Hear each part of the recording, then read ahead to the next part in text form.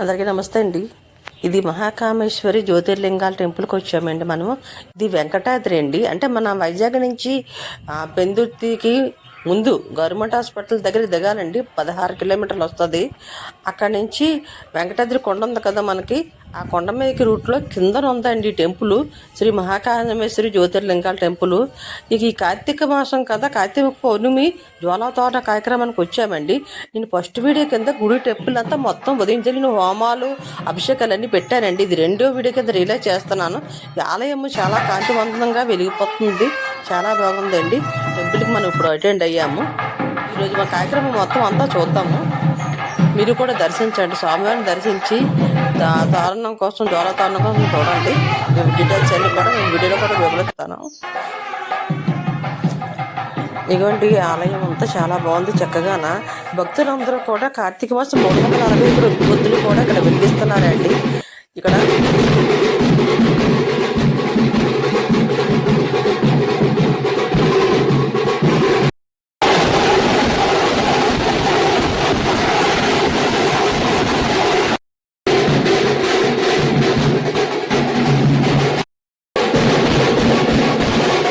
365 ఒత్తులు కూడా వెలిగిస్తారు కదండి, అదే జరుగుతుంది ఇక్కడ.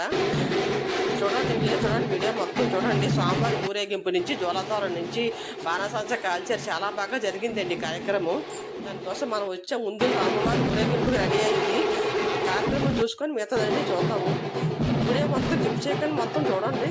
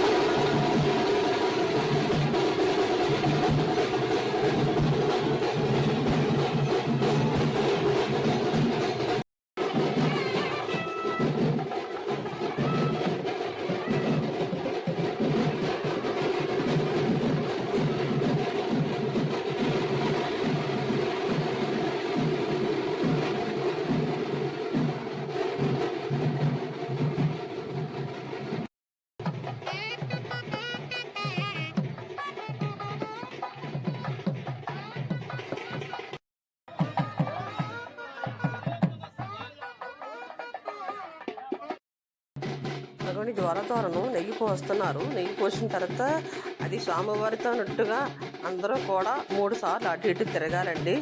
తిరగడం వల్ల మీకు చెప్పాను కదా, చాలా మంచి జరుగుతుంది. మనం చేసిన తప్పులన్నీ క్షమించి స్వామివారు ఆశీర్వదిస్తారండి.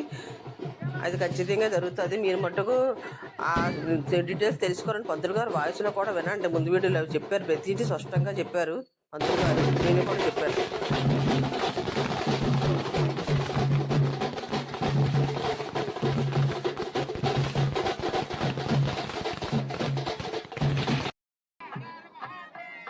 ఇవన్నీ జ్వాలాతోరణం రెడీ అయింది. స్వామివారు పల్లకీతో బయలుదేరింది. పల్లకీతోనట్టుగా ప్రజలు కూడా అందరూ అటు ఇటు తిరుగుతారండి. మీకు చెప్పాను కదా, నరకలోకానికి వెళ్ళేటప్పుడు ముందుగా ఎదురైతే జ్వాల అండి. ఆ జ్వాలని తప్పించుకోవడానికి పరమేశ్వర కటాక్షం కావాలి మనకి.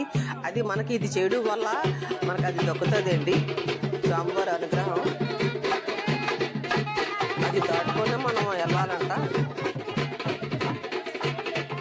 డీటెయిల్స్ కూడా భద్రుగా ఇంకా బాగా వివరించారండి. కూడా అటు ఇటు తిరుగుతారు. 3 సార్లు తిరిగిన తర్వాత అప్పుడు గుడిలోకి వెళ్ళిపోతారండి. పల్లకి తీసుకొని మధ్య బాణసంచ కాల్చి వైభవంగా సాగుతుందండి ఈ జ్వాలాతోరణ ఉత్సవము. కార్తీక శోభ కూడా ఎక్సలెంట్గా ఉందండి.